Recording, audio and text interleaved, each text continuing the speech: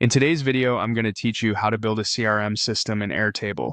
We'll spin up a working customer relationship management base using Airtable's built-in resources, then tour the key areas you'll rely on to track relationships, deals, and activities with clarity.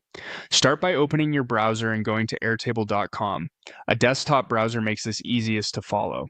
Once the homepage loads, click Templates and Apps. This opens Airtable's library of ready-made solutions and add-ons, which is the fastest path to a dependable starting point without building everything from scratch. Inside the library, begin by browsing by category to narrow your options.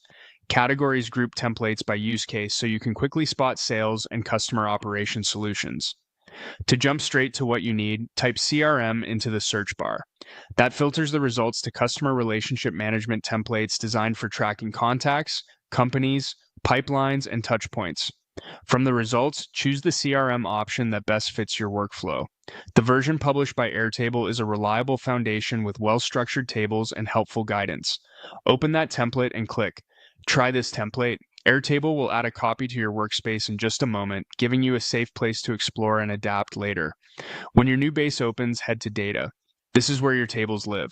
A solid CRM usually includes companies or accounts, contacts, deals or opportunities, and activities for calls, emails, and meetings.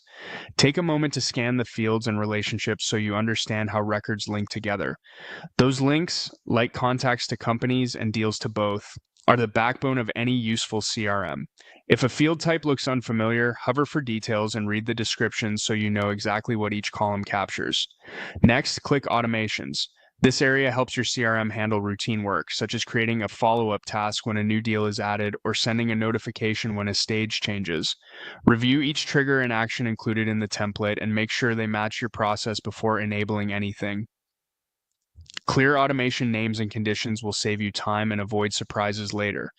Then open interfaces.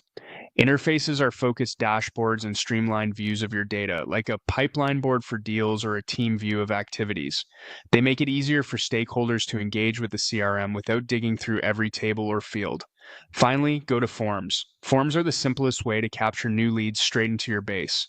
Review which fields are shown and required, and confirm submissions land in the correct table so nothing falls through the cracks. With those areas explored, you now have a functional CRM foundation in Airtable that's ready for your data and processes.